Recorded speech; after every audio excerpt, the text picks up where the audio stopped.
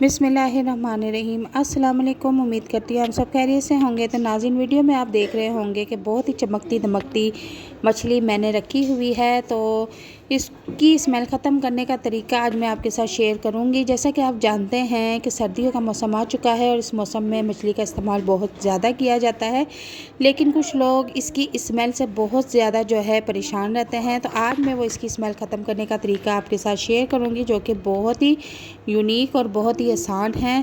तो वीडियो को आपने फुल वॉच करना है। तो चलते हैं अपनी टिप्स की तरफ। तो नाज़रीन, सबसे पहले हम एक बाउल ले लेंगे और इसे पानी से भर लेंगे। बाउल को आपने पानी से फुल नहीं भरना, थोड़ा सा आपने पानी कम रखना है।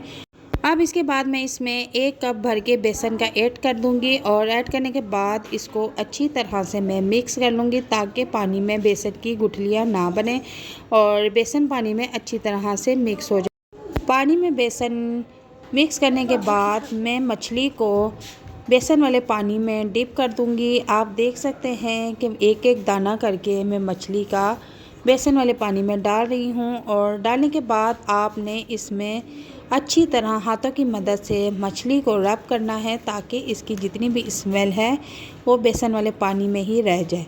और यकीन करें, ये टिप्स इतनी ज़बरदस्त है कि ये तरीका करने के बाद मछली में से स्मेल के बजाय बहुत ही ज़बरदस्त खुशबू आती है और खाने में भी बहुत टेस्टी लगती है।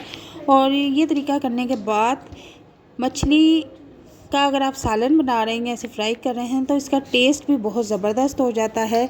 जो लोग आज तक परेशान थे वो ये तरीका करें तो इंशाल्लाह ताला उन्हें मछली की स्मेल कभी भी नहीं आएगी। तो हम इसको 10 से 15 मिनट के लिए बेसन वाले पानी में डिप रहने देंगे और 15 मिनट गुजरने के बाद हम इसमें एक चीज़ और ऐड करेंगे।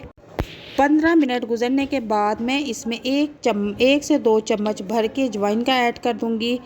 और अजवाइन का ऐड करने के बाद मैं इसमें लहसुन पाउडर जो है आधी चम्मच के करीब वो भी ऐड कर दूंगी और इसको अच्छी तरह से फिर हाथों की मदद से रब कर लूँगी। 5 से 7 मिनट तक हम मछली को अच्छी तरह से बेसन और अजवाइन के पानी में वॉश करेंगे। और 5 से 7 मिनट वॉश करने के बाद मैं इसको किसी टोकरी में निकाल लूँगी। और टोकरी में निकालने के बाद मैं इसको खुले पानी में अच्छी तरह से वॉश कर लूँगी।